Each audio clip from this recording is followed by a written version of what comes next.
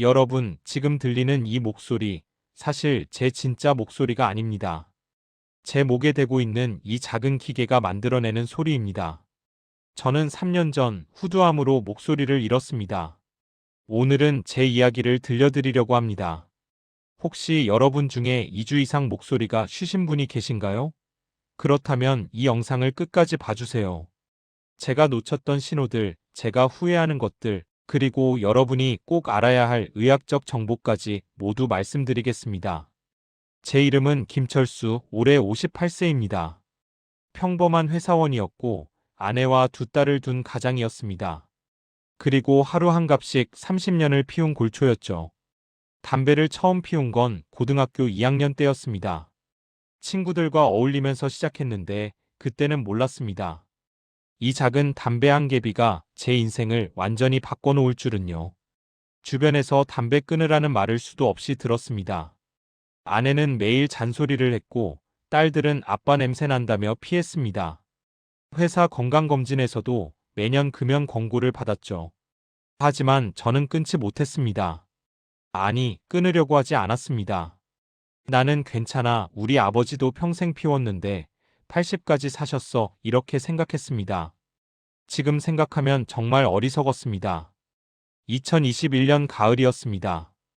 회의 중에 발표를 하는데 목소리가 잘 안 나왔습니다. 평소보다 목이 쉬어 있었고 말을 오래 하니까 목이 아팠습니다. 어제 회식에서 술 마시고 노래방 가서 소리 질렀나? 감기인가? 이렇게 생각하고 넘어갔습니다. 약국에서 목캔디를 사서 달고 다녔고 감기약도 먹었습니다. 하지만 일주일이 지나도 2주가 지나도 나아지지 않았습니다. 오히려 점점 더 심해졌습니다. 아침에 일어나면 목소리가 거의 안 나올 정도였고 하루 종일 쉰 목소리로 지냈습니다. 동료들이 철수 씨 목소리 왜 그래? 병원 가봐라고 말했지만 저는 바빠서 그래, 좀 쉬면 나아지겠지 하고 넘겼습니다. 지금 생각하면 이게 가장 큰 실수였습니다. 한 달이 지났습니다. 이제는 회의에서 말하기가 힘들 정도였습니다. 전화 통화도 어려웠고 손님 응대도 제대로 못했습니다. 그제야 아내가 강력하게 병원에 가자고 했습니다. 당신 이거 이상한 거야. 한 달 넘었는데 안 낫잖아. 큰 병원 가봐야 돼. 저는 마지못해 따라갔습니다. 동네 이비인후과에 갔는데 의사 선생님이 제 목을 보더니 표정이 심각해졌습니다. 이게 언제부터였어요? 한 달 좀 넘었습니다. 담배 피우세요? 네, 하루 한 갑 정도요. 의사 선생님이 말했습니다. 2주 이상 쉰 목소리가 지속되면 반드시 정밀 검사를 받아야 합니다. 특히 흡연자는 더욱 그렇습니다. 큰 병원으로 가보세요. 속에서 써드릴게요. 그 순간 가슴이 철렁했습니다. 설마, 암? 집에 돌아와서 인터넷을 뒤졌습니다. 쉰 목소리 한 달 후두암 증상 담배 후두암 검색하면 할수록 공포에 떨었습니다. 후두암에 대한 정보들이 쏟아져 나왔습니다. 후두는 목 앞쪽에 있는 기관으로 목소리를 만들고 숨을 쉬는 통로라고 했습니다. 후두암 환자의 90% 이상이 흡연자이고 흡연자는 비흡연자보다 발생 위험이 10배에서 20배 높다고 했습니다. 담배에는 7천여 종의 화학물질이 있고 그중 70여 종이 발암물질이라고 했습니다. 더 무서운 것은 음주까지 하면 위험이 30배 이상으로 치솟는다는 것이었습니다. 저는 담배도 피우고 술도 자주 마셨습니다. 완벽한 고위험군이었습니다. 대학병원 이비인후과를 예약했습니다. 일주일을 기다리는 동안 잠을 제대로 못 잤습니다. 더 찾아보니 후두암은 발생 위치에 따라 세 가지로 나뉜다고 했습니다. 성대에 생기는 성문암이 가장 흔하고 전체의 60에서 70%, 성대 위쪽에 생기는 성문상부암이 25에서 30%, 성대 아래쪽 성문하부암이 5% 미만이라고 했습니다. 성문암이 증상이 빨리 나타나서 조기 발견이 쉽다고 했습니다. 그럼 나도 성문암일까? 목소리가 쉬었으니까? 희망을 가져봤습니다. 드디어 병원 가는 날 의사 선생님은 가느다란 내시경을 제 코로 넣었습니다. 생각보다 그렇게 아프진 않았습니다. 국소 마취 스프레이를 뿌렸기 때문에 약간 불편한 정도였습니다. 모니터를 보는 의사 선생님의 표정이 점점 어두워졌습니다. 여기 보이시죠? 왼쪽 성대에 불규칙한 병변이 있습니다. 이 하얀 부분이 정상적인 조직이 아닙니다. 조직 검사를 해야겠습니다. 선생님이 설명을 이어갔습니다. 후두 내시경으로 보니 성대에 국한된 것 같긴 한데 확진을 위해서는 조직을 떼어내서 현미경으로 봐야 합니다. 다음 주에 수면 마취 하에서 조직 검사를 하겠습니다. 일주일 후 조직 검사를 받았습니다. 수면 마취라서 아무것도 기억이 안 납니다. 깨어나니 목이 약간 불편했지만 통증은 심하지 않았습니다. 다시 일주일을 기다렸습니다. 그 일주일이 제 인생에서 가장 긴 일주일이었습니다. 결과를 듣는 날 진료실에 아내와 함께 들어갔습니다. 의사 선생님이 천천히 입을 열었습니다. 검사 결과 편평세포암종으로 나왔습니다. 후두암입니다. 그 순간 머릿속이 하얗게 되었습니다. 아내는 옆에서 울기 시작했습니다. 암이라고요? 제가 암이라고요? 믿을 수가 없었습니다. 의사 선생님은 차분하게 설명을 이어갔습니다. 다행히 이기초입니다. 종양이 성대에만 국한되어 있고 크기도 2cm 이하입니다. CT 찍어봤는데 림프절 전이는 없고 다른 장기로의 전이도 없습니다. 병기가 낮을수록 예후가 좋습니다. 1기는 5년 생존율이 90% 이상이고 2기도 70에서 80%입니다. 선생님이 컴퓨터 화면을 돌려 보여주며 계속 설명했습니다. 후두암은 TNM 병기로 나눕니다. T는 종양의 크기와 침범 범위, N은 림프절 전이, M은 원격 전이를 뜻합니다. 환자분은 TEN0M0, 즉 2기입니다. 치료 방법은 두 가지가 있습니다. 첫째, 레이저 미세 수술로 종양만 제거하는 방법. 둘째, 방사선 치료를 6주에서 7주간 받는 방법. 둘 다 완치율이 비슷합니다. 약 75에서 80% 정도입니다. 수술과 방사선 치료의 차이는 뭔가요? 제가 물었습니다. 수술은 한 번에 끝나고 회복이 빠르다는 장점이 있습니다. 요즘은 경구 레이저 미세우드 수술이라고 해서 입을 통해 내시경을 넣고 레이저로 정밀하게 종양만 제거합니다. 목을 절개하지 않고 성대 기능을 최대한 보존합니다. 입원은 2일에서 3일 정도면 됩니다. 방사선 치료는 매일 병원에 와야 하고 치료 기간 중에 목 통증, 삼킴 곤란, 구강 건조 같은 부작용이 있을 수 있습니다. 하지만 수술 없이 치료할 수 있다는 장점이 있죠. 저는 수술을 선택했습니다. 빨리 떼어내고 싶었습니다. 2주 후 수술 날짜가 잡혔습니다. 그 2주 동안 저는 후두암에 대해 더 공부했습니다. 후두는 3가지 중요한 역할을 한다고 했습니다. 목소리를 만들고 호흡 통로이며 음식물이 기도로 넘어가지 않도록 보호하는 것. 만약 후두를 전부 제거하면 이 기능을 모두 잃게 되고 목 앞에 영구적인 구멍을 내서 숨을 쉬어야 한다고 했습니다. 다행히 저는 2기라서 부분 절제만 하면 된다고 했습니다. 수술 전날 밤 딸들이 병실에 왔습니다. 큰딸이 울면서 말했습니다. 아빠, 담배 좀 끊으라고 했잖아요. 왜 안 들었어요? 그 말에 저는 아무 말도 할 수 없었습니다. 정말 후회했습니다. 의사 선생님이 말했었습니다. 담배를 끊으면 후두암 위험이 시간이 지날수록 감소합니다. 금연 5년 후에는 위험이 절반으로 줄고 10년에서 15년 후에는 비흡연자 수준까지 낮아집니다.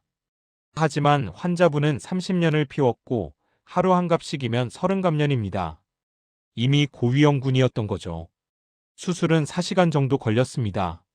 전신 마취를 하고 입을 통해 특수 내시경을 넣어 성대를 고배율로 확대해서 봤다고 합니다. COE 레이저로 종양과 주변 조직을 정밀하게 제거했고 출혈도 레이저로 지혈했다고 합니다. 다행히 성공적이었습니다. 깨어났을 때 목에는 아무 흉터도 없었습니다. 목을 절개하지 않았기 때문입니다. 하지만 목이 불편하고 침을 삼키기가 힘들었습니다. 회복실에서 의사 선생님이 와서 설명해 줬습니다. 수술 잘 됐습니다. 종양은 완전히 제거했고 절제면에 암세포가 없었습니다. 하지만 수술 후 2주 동안은 목소리를 최대한 아껴야 합니다. 성대가 회복될 시간이 필요합니다. 속삭이듯 말하거나 글로 쓰세요. 저는 고개를 끄덕였습니다. 병리 조직 검사 결과는 일주일 후에 나온다고 했습니다. 일주일 후 결과를 들었습니다.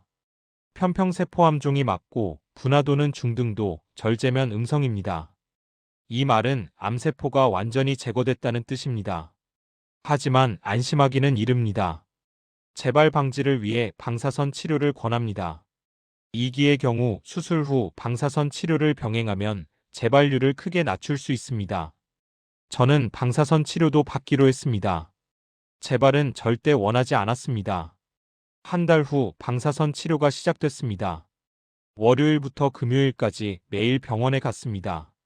치료 자체는 15분 정도로 짧았습니다. 치료실에 들어가면 침대에 눕고 머리와 목을 고정하는 마스크를 썼습니다. 방사선이 정확히 목표 부위에만 쪼여지도록 하기 위해서라고 했습니다. 기계가 돌아가면서 방사선을 쏘는데 아무 느낌도 없었습니다. 처음 2주는 괜찮았습니다. 별 부작용이 없었습니다. 하지만 3주차부터 부작용이 시작됐습니다. 목이 화끈거리고 아팠습니다. 방사선 치료사가 설명해줬습니다. 방사선이 암세포뿐 아니라 정상세포도 손상시키기 때문입니다. 목점막에 염증이 생기는 거죠. 이것을 방사선 점막염이라고 합니다. 대부분의 환자가 3주차부터 증상이 시작됩니다. 침을 삼키는 것조차 고통스러웠습니다. 음식을 먹을 수가 없어서 체중이 10kg이나 빠졌습니다. 죽도 못 먹고 미음만 먹었습니다. 입이 마르고 침이 거의 안 나왔습니다. 이것을 구강건조증이라고 한다고 했습니다. 방사선이 침샘을 손상시켜서 생긴다고 했습니다. 밤에는 목이 말라서 자다가 깨서 물을 마셨습니다. 목소리도 더 쉬워졌습니다. 담당 의사 선생님이 격려해줬습니다. 힘드시죠? 하지만 이 과정이 재발을 막는 겁니다. 방사선은 수술로 제거하지 못한 미세한 암세포까지 죽입니다. 조금만 더 힘내세요. 치료가 끝나면 부작용은 대부분 회복됩니다. 보통 3개월에서 6개월 정도 걸립니다. 정말 힘든 시간이었습니다. 가족들이 없었다면 포기했을지도 모릅니다. 6주간의 방사선 치료가 끝났습니다. 총 30회를 받았습니다. 의사 선생님이 말했습니다. 고생 많으셨습니다. 이제 회복하시면 됩니다.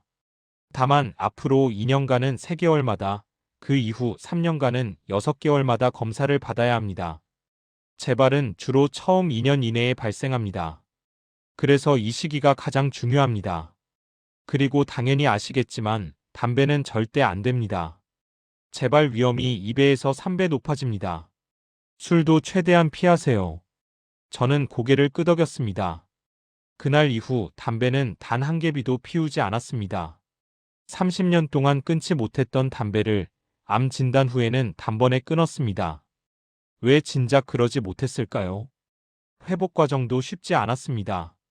방사선 치료 후유증으로 목 근육이 경직되고 삼키는 기능이 떨어졌습니다. 이것을 연화장애라고 한다고 했습니다. 재활의학과에 의뢰되어 삼킴 치료를 받았습니다. 언어치료사 선생님이 설명해줬습니다. 방사선으로 목과 식도 근육이 섬유화되고 경직되었습니다. 스트레칭과 운동으로 풀어줘야 합니다. 매일 목 스트레칭을 했습니다. 고개를 좌우로, 앞뒤로 천천히 돌렸습니다. 삼킴 운동도 했습니다. 침을 힘주어 삼키고 혀를 내밀었다 집어넣고 목에 힘을 주었다 빼는 운동을 반복했습니다. 3개월 정도 지나니 조금씩 나아졌습니다. 일반 식사도 할 수 있게 되었습니다. 목소리는 예전처럼 돌아오지 않았습니다. 여전히 쉬고 거칠지만 일상 대화는 가능했습니다. 선생님이 말했습니다. 성대 일부를 제거했고 방사선 치료까지 받았으니 목소리가 완전히 회복되긴 어렵습니다. 하지만 충분히 의사소통은 가능합니다. 회사에도 복귀했습니다. 동료들은 반갑게 맞아줬지만 제 변한 목소리에 놀라는 것 같았습니다. 처음엔 전화 응대가 힘들었습니다. 상대방이 제 목소리를 잘 알아듣지 못했습니다. 하지만 적응했습니다. 천천히 또박또박 말하니 이해해줬습니다. 3개월마다 병원에 갔습니다. 그때마다 불안했습니다. 재발하면 어떡하지? 내시경 검사를 할 때마다 심장이 두근거렸습니다. 의사 선생님이 모니터를 보며 말했습니다. 성대 점막이 잘 회복되고 있습니다. 재발 소견은 없습니다. 안도의 한숨이 나왔습니다. 6개월마다 CT도 찍었습니다. 림프절 전이나 원격 전이가 없는지 확인하기 위해서였습니다. 다행히 1년, 2년이 지나도 재발은 없었습니다. 2년이 지난 어느 날 병원에서 같은 병을 겪은 다른 환자를 만났습니다. 그분은 사기로 진단받아 전체 후두절제술을 받았다고 했습니다. 목 앞에 영구적인 기관절개 구멍이 있었고 정기후두로 말을 했습니다. 기계음 같은 목소리였지만 의사소통은 가능했습니다. 그분이 말했습니다. 저는 1년 넘게 증상을 방치했어요. 목소리가 쉬었는데 그냥 감기려니 했죠. 나중엔 호흡도 힘들고 목에 혹도 만져졌어요. 병원 갔을 때는 이미 3기 말 거의 사기였어요. 림프절까지 전이됐고 후두를 전부 제거할 수밖에 없었습니다. 5년 생존율이 40%밖에 안 된다고 하더라고요. 그래도 살아있어 다행이죠. 그분의 이야기를 들으며 저는 다시 한번 조기 발견의 중요성을 깨달았습니다. 의사 선생님도 강조했습니다. 후두암은 병기에 따라 예후가 완전히 다릅니다. 1기는 5년 생존율이 90% 이상, 2기는 75에서 80%, 3기는 50에서 65%, 4기는 30에서 40%입니다. 같은 병인데 얼마나 일찍 발견하느냐에 따라 이렇게 차이가 납니다. 그래서 2주 이상 쉰 목소리가 지속되면 반드시 검사를 받아야 하는 겁니다. 3년이 지난 지금 저는 여전히 건강합니다. 6개월마다 검사를 받고 모두 이상 없다는 결과를 듣습니다. 목소리는 예전과 다르지만 제게는 소중한 목소리입니다. 죽을 뻔했던 사람이 이렇게 말할 수 있다는 것만으로도 감사합니다. 담배는 여전히 끊고 있습니다. 술도 1년에 몇 번 정도만 조금씩 마십니다. 운동을 시작했습니다. 매일 아침 30분씩 걷습니다. 식습관도 바꿨습니다. 의사 선생님이 권했던 대로 신선한 과일과 채소를 많이 먹습니다. 당근, 시금치, 브로콜리, 토마토처럼 비타민 A, C, E가 풍부한 음식들입니다. 이런 항산화 물질이 세포 손상을 막아준다고 했습니다. 가공육과 절임 식품은 피합니다. 무엇보다 가족과 보내는 시간이 늘었습니다. 제가 여러분께 꼭 말씀드리고 싶은 것이 있습니다. 첫째, 담배를 끊으세요. 제가 찾아본 자료에 따르면 담배 연기에는 7천여 종의 화학물질이 들어있고 그중 70여 종이 발암물질입니다. 벤조피렌, 니트로사민, 비소 같은 것들이죠. 이것들이 후두점막을 지속적으로 자극하고 손상시켜 암을 유발합니다. 후두암 환자의 90% 이상이 흡연자입니다. 담배를 피우는 사람은 안 피우는 사람보다 후두암 위험이 10배에서 20배 높습니다. 술까지 함께하면 30배 이상 높아집니다. 저는 30년 동안 나는 괜찮아라고 생각했습니다. 하지만 괜찮지 않았습니다. 지금 당장 끊으세요. 저는 암에 걸리고 나서야 끊었습니다. 여러분은 그 전에 끊으세요. 둘째, 2주 이상 목소리가 쉬면 바로 병원에 가세요. 이것이 골든 타임입니다. 감기나 과로로 인한 목소리 변화는 1주에서 2주 내에 회복됩니다. 하지만 2주를 넘어가면 다른 원인을 의심해야 합니다. 특히 50세 이상 흡연자라면 더욱 그렇습니다. 저는 한 달을 넘겼습니다. 만약 2주 만에 갔더라면 아마 1기로 발견됐을 겁니다. 1기는 5년 생존율이 90% 이상입니다. 조기 발견이 정말 중요합니다. 셋째, 다른 증상도 주의하세요. 쉰 목소리만이 아닙니다. 후두암의 증상은 여러 가지입니다. 목에 뭔가 걸린 듯한 이물감, 음식을 삼킬 때 통증, 지속되는 기침, 피 섞인 가래, 한쪽 귀의 통증, 목에 혹이 만져지는 것. 이런 증상이 있으면 즉시 병원에 가세요. 특히 목에 혹이 만져진다면 이미 림프절로 전이되었을 가능성이 있습니다. 그럼 최소 3기 이상입니다. 넷째, 정기검진을 받으세요. 특히 50세 이상이고 담배를 피우신다면 1년에 한 번은 이비인후과에서 후두내시경 검사를 받으세요. 5분에서 10분이면 끝나는 간단한 검사로 조기 발견이 가능합니다. 저는 회사 건강검진을 받았지만 거기에는 후두 검사가 없었습니다. 만약 따로 받았더라면 더 일찍 발견했을 겁니다. 다섯째, 금연 후에도 검진을 받으세요. 의사 선생님이 말했습니다. 금연하면 후두암 위험이 감소하지만 제로가 되는 건 아닙니다. 금연 5년 후에는 절반으로 10년에서 15년 후에는 비흡연자 수준까지 낮아집니다. 하지만 오랜 기간 흡연했다면 여전히 위험군입니다. 그러니 담배를 끊었어도 정기검진은 꼭 받으세요. 여섯째, 가족의 말을 들으세요. 아내와 딸들이 담배 끊으라고 몇 년 동안 말했습니다. 저는 듣지 않았습니다. 만약 들었더라면 이런 일을 겪지 않았을 겁니다. 가족은 여러분의 건강을 진심으로 걱정합니다. 그들의 말에 귀 기울이세요. 일곱째, HPV 백신도 고려하세요. 최근에는 HPV 감염도 후두암의 원인으로 주목받고 있습니다. 특히 HPV 16형이 연관되어 있다고 합니다. 의사 선생님이 말했습니다. HPV 백신은 자궁경 부암뿐 아니라 구강암, 후두암 예방에도 도움이 됩니다. 특히 청소년기에 접종하는 것이 효과적입니다. 자녀가 있다면 HPV 백신 접종을 고려해 보세요. 여덟째, 역류성 식도염이 있다면 치료하세요. 위산이 식도를 타고 올라와 후두를 자극하면 만성 염증이 생기고 이것이 오래 반복되면 암으로 발전할 수 있습니다.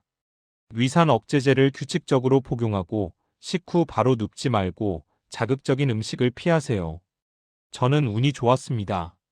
2기에 발견해서 목소리를 잃지 않았습니다.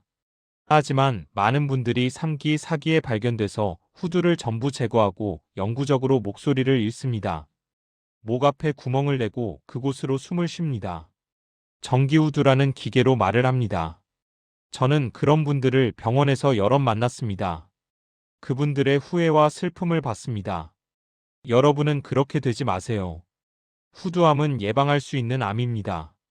금연하고 술을 줄이고 정기검진을 받으면 충분히 예방할 수 있습니다. 설령 걸리더라도 조기에 발견하면 90% 이상 완치됩니다. 제가 이 영상을 만드는 이유는 한 사람이라도 제 실수를 반복하지 않기를 바라기 때문입니다. 마지막으로 말씀드립니다. 지금 담배를 피우고 계신가요? 목소리가 쉬어 있나요? 2주가 넘었나요? 그렇다면 내일 당장 병원 예약을 하세요. 미루지 마세요. 괜찮아지겠지 생각하지 마세요. 저처럼 후회하지 마세요. 금연이 어려우시다면 금연 상담 전화 1544-9030으로 연락하세요. 무료로 도움을 받을 수 있습니다. 전국 보건소에도 금연 클리닉이 있습니다. 니코틴 패치, 니코틴 껌, 금연 약물 치료까지 건강보험이 적용되어 본인 부담금이 적습니다. 여러분의 목소리는 소중합니다. 가족과 대화하고 웃고 노래하고 사랑한다고 말할 수 있는 것, 그것이 얼마나 소중한지 잃고 나서야 알았습니다. 여러분은 잃기 전에 지키세요. 건강할 때 건강을 지키세요. 제 이야기가 여러분의 건강을 지키는데 조금이라도 도움이 되기를 바랍니다. 긴 영상 끝까지 봐주셔서 감사합니다. 여러분 모두 건강하세요.